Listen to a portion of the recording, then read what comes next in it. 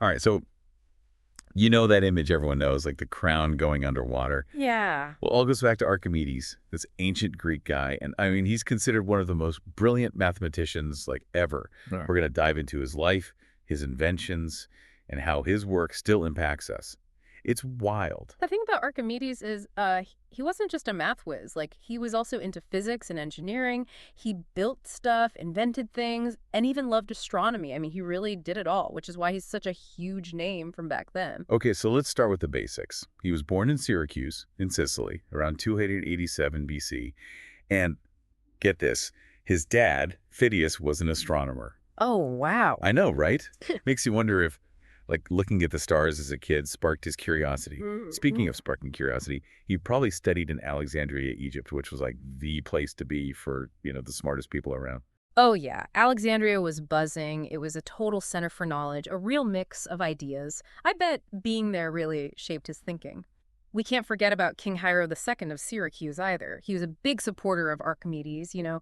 The king's backing really helped him with his research and maybe even gave him ideas for some of his more practical inventions. Which is super interesting. It's like instead of just getting lost in all these theories, he actually used his genius to solve real problems. Yeah. He was a real problem solver, always finding ways to make things better for his city and the king. Exactly. And the best example of that is how he figured out buoyancy. It led to what we now call Archimedes' principle, that whole eureka moment in the bathtub thing. Yeah, yeah. Okay, so the story goes, the king thought his goldsmith was cheating him, putting silver into a crown that was supposed to be pure gold. Archimedes, he's in the bath thinking about this, and suddenly he realizes a real gold crown and a fake one, even if they weigh the same, they'll push aside different amounts of water because, like, their density is different. That's not just a fun story, it's a core idea in how we understand how things float today. So, like, the reason ships and submarines can float is because of what Archimedes figured out with the crown. Yeah. That's nuts. But it didn't stop there. He also did a ton of work in geometry, calculus, and mechanics. Basically, he laid the groundwork for so much of science after him. Totally. He was way ahead of his time. I mean, he even came up with a way to calculate pi, that math thing everyone learns in school. Uh-huh. But he wasn't just about numbers. Archimedes explored the idea of infinity and even tried to figure out the size of the universe in his book, The Sand Reckoner. Can you imagine even trying to think about that over 2,000 years ago? Whoa, it's mind-blowing. But what gets me is he didn't just think about this stuff. He built things too. He created all sorts of machines, including those crazy siege engines to defend Syracuse from invaders. Oh, yeah, those were awesome. They show how we could take super complicated ideas and make them into real things that worked. He knew physics and mechanics so well that he could design these war machines with levers and pulleys and even mirrors to protect his city from the Romans. Now that's putting science to use. I mean, it's like something out of a history book. And then there's the screw pump, which is still used today for irrigation and moving water around. That's got to be one of the most lasting impacts, right? It really is amazing. The screw pump's still around today doing its thing. It just shows how smart his design was. So we have this incredible guy pushing the limits of math, physics, coming up with inventions, A&E defending his city. He sounds like an action hero. But I guess even geniuses aren't, like, immortal, right? Yeah, unfortunately. Even though he was famous and brilliant, Archimedes died during the siege of Syracuse.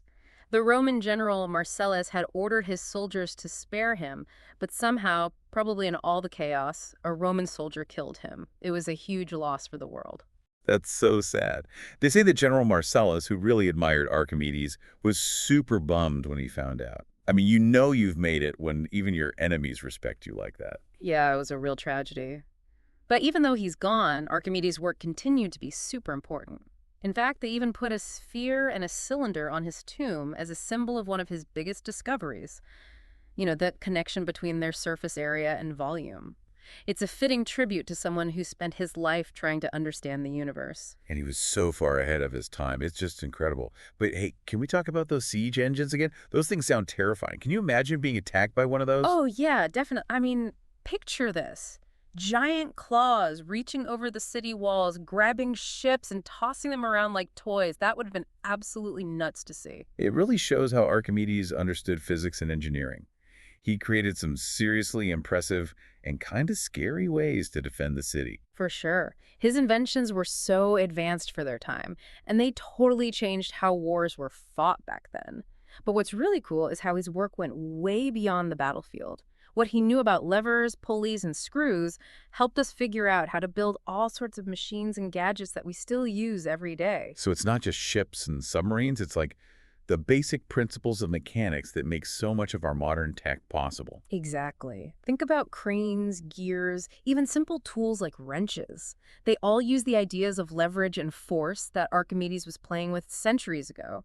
He basically gave us the blueprint for how machines work and how we can use them to boost our own strength and do amazing things. I can't believe that this ancient Greek mathematician who loved shapes and numbers actually helped shape the world we live in today. Oh, absolutely. He left his mark on more than just ancient Syracuse. He still inspires scientists, engineers, and inventors all over the planet.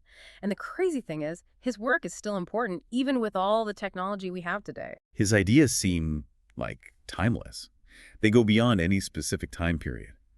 Makes you wonder what he'd think about our world with all its computers, smartphones, and space travel.